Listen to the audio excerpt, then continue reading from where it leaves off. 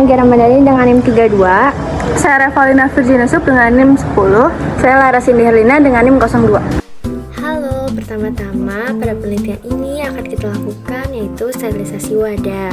Sterilisasi wadah ini bertujuan untuk memastikan bahwa wadah yang akan digunakan itu steril, sehingga ketika sampel dimasukkan tidak ada kontaminasi dari wadah. Untuk step sterilisasi yaitu dengan membungkus wadah dengan aluminium foil. Kemudian setelah semua wadah tertutup oleh aluminium foil, dilakukan sterilisasi menggunakan autoclave selama 15 menit pada suhu 121 derajat Celcius.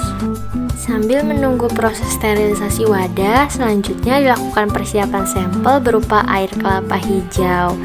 Pertama-tama, air kelapa kita tuang ke dalam beker gas, kemudian dilakukan penyaringan karena di dalam kelapa seperti ada serabut-serabut. Kemudian sampel diberikan dua perlakuan, yaitu pengukusan dan juga autoclave untuk membandingkan kualitas sterilisasi apa yang paling optimum untuk menyimpan air kelapa selama 1 bulan.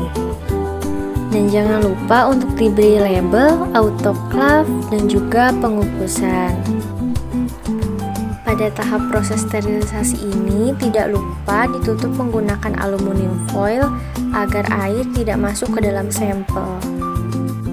Untuk sterilisasi menggunakan pengukusan dilakukan dengan mengukus sampel selama 15 menit. Dan pada sterilisasi menggunakan autoclave dilakukan pada suhu 121 derajat Celcius selama 15 menit dengan tekanan.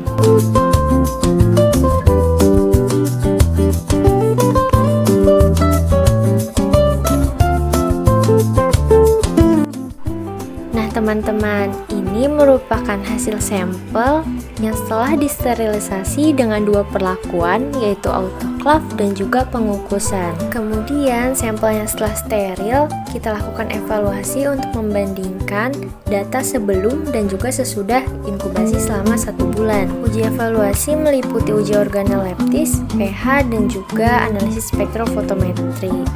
Berdasarkan hasil uji organoleptis, pada semua kelompok didapatkan hasil cairan jernih tidak berwarna dengan aroma segar dan manis khas kelapa, serta rasa manis dan juga gurih. Pada uji pH dilakukan dengan pH kertas, kemudian didapatkan pada semua kelompok pH sebesar 5.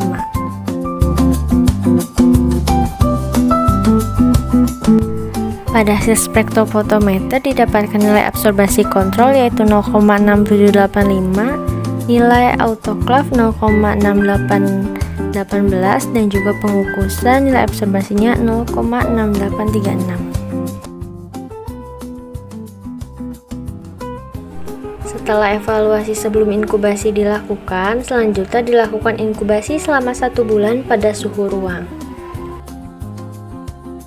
Teman-teman, kita lihat ini merupakan hasil sampel setelah diinkubasi selama 1 bulan pada suhu ruang.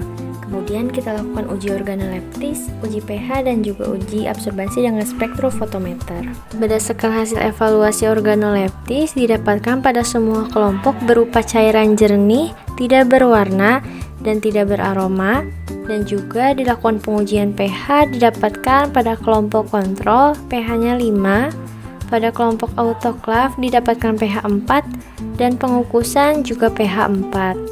Pada pengukuran dengan spektrofotometer didapatkan nilai absorbansi kontrol sebesar 0,0690, kelompok autoclave didapatkan nilai absorbansi 0,0734, dan uji pengukusan didapatkan nilai absorbansi 0,0709. Pada hasil data absorbansi, mengapa nilai absorbansi air kelapa murni hijau justru menurun setelah diinkubasi pada suhu ruang?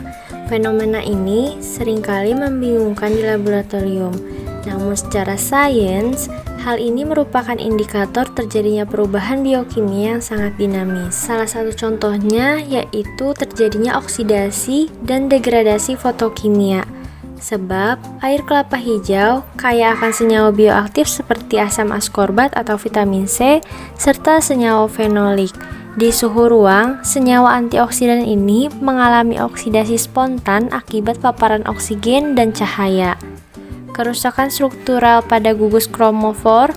Senyawa ini menyebabkan kemampuan serapan cahayanya menurun tajam, sehingga data absorbansi menurun dibandingkan awal sebelum inkubasi. Sekian pemaparan mengenai penelitian eksperimental yang kami lakukan. Sampai jumpa kembali, terima kasih.